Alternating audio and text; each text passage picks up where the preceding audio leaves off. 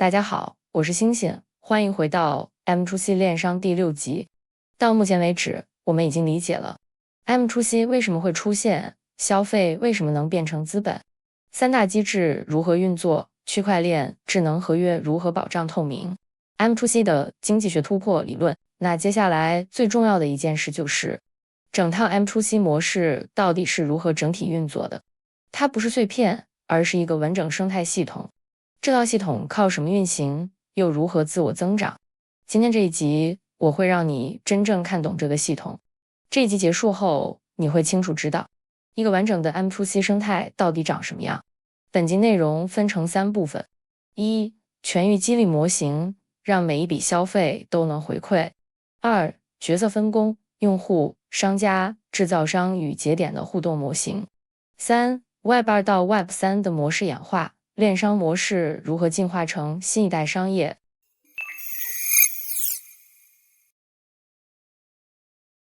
我们先讲 M2C 的最核心关键，全域激励模型 Global Incentive Model。 什么叫全域？简单说就是，不管你在哪一家商家消费，只要是在 M2C 生态之内，佣金与激励就会按照同一套逻辑自动运行，所有商家共用同一个激励底层，形成一个统一的价值循环网络。这与传统平台最大的差别是，平台每一家商家各自为政，各自付费，各自竞争。M2C 所有商家共享用户，共享激励，共享生态扩张。全域激励模型分成3个部分：一、消费者激励，直接获得代币，用户只要消费就能获得代币 AC。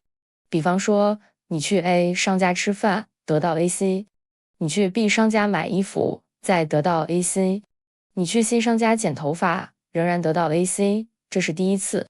你的生活行为本身就是资产累积行为。 M2C 的核心就是把这件事制度化、机制化、不可篡改化。二、推荐者激励，行为价值回馈。如果你介绍朋友一起消费，一起加入 M2C 生态，你就能得到来自系统的 AC。 但请注意，这不是多层，不是层层抽佣，不是人头奖金，它只有一个原则：你的行为如果为商家带来价值，系统会回馈你这份价值，这叫行为价值回馈。三、商家激励，降低成本与提升成交。商家加入 M2C 后会看到3个好处：成本下降，不必再为平台流量付费；你给用户的激励远低于平台抽成。B、成交率上升，因为消费者能获得资产激励，消费更愿意转换。C、用户留存强化，因为持有 AC 会想回到生态内消费， M2C 提供的是用户获得资产，商家降低成本，生态实现循环。这就是全域激励模型的力量。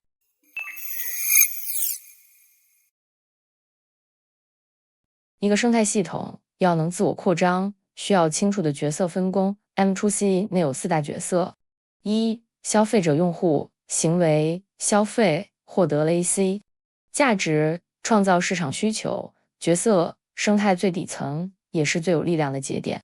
在 M2C 系统中，消费者不再是被收割的对象，而是价值共同创造者。二、商家链商行为提供商品或服务，价值为用户提供消费场景。角色生态的供给端，商家最大的变化是从依赖平台直接拥有自己的用户资产，这是所有商家最渴望的。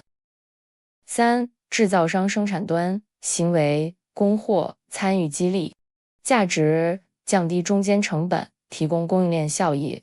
角色生态的底层生产力，制造商加入后会看到价格更透明，跟消费者距离更短，广告成本降低，体验快速迭代，这让 M2C 成为一个能够持续吸引制造商的生态。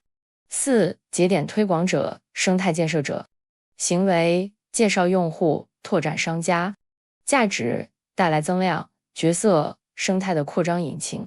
节点是 M2C 生态的成长动力，但请注意，节点不是代理，不是层级制度，而是一种贡献者角色，谁带来价值，谁就得到奖励。这是 M2C 完整的经济激励逻辑。这4大角色形成了 M2C 的核心互动模型。用户创造需求，商家创造供给，制造商创造生产力，节点创造增量，四者互相推动，形成飞轮效应。这就是 M2C 能持续成长的真正原因。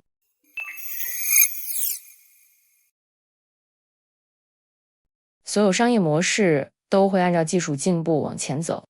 M2C 不是凭空产生的，它是跨代演化的结果。第一阶段 Web2 平台经济时代，在这个时代，平台掌握流量，平台掌握规则，平台掌握抽成，平台掌握用户资料，商家依赖平台，用户被平台奴役。这是一个中心化垄断模式。第二阶段 Web 2.5 去中间层尝试，许多返利系统、会员积分、导购 APP 都在尝试突破。消费能回馈，用户能参与，商家可主动推广，但他们仍然失败。为什么？因为仍然是中心化、可篡改、不透明、不可验证，无法建立跨商家激励。简单说，理念是好的，但技术做不到。第三阶段 Web3 链商模式诞生，区块链的出现正是解决了前2代的所有问题。一、可验证，所有激励、分配、流通都能查。2、不可篡改，规则不能被平台修改。3、去中心化，激励不由平台控制，而由智能合约执行。4、可跨商家共享，因为使用共同的代币标准。5、可形成价值循环，代币不只是点数，而是资产。这就是链商模式 M2C， 它不是返利，不是积分，不是分销。链商模式是一个全新的去中心化商业系统，它是一种新物种，而不是旧物种的升级。M2C 的核心演化总结 Web2 平台垄断， Web 2.5 返利尝试但无法突破， Web3 链上激励自动分配价值回流， M2C 跨过了中间层，直达 Web3 商业形态。今天你理解了 M2C 模式的3大核心：一、全域激励模型，所有商家共享激励底层，形成价值循环。2、4大角色模型，用户、商家、制造商、节点互相推动生态成长。3、链商模式是 Web2 到 Web3 的跨代商业革命。M2C 不是一个 APP， 也不是一个平台，而是一种全新的全球商业运作方式。下一个10年，你看到的每一个新零售模型，每一个去中心化生态，都会沿用 M2C 的底层逻辑。第7集我们要讲的是案例篇 M2C 链商在各行业的应用实例，从日用品到服务业，从线下到线上。你会看到 M2C 如何在日用品行业直接降低成本，外卖、餐饮、美容、旅游如何因 M2C 改变消费者行为，数位内容与创作者经济如何因 M2C 而改写收入模式，什么样的商家最适合 M2C。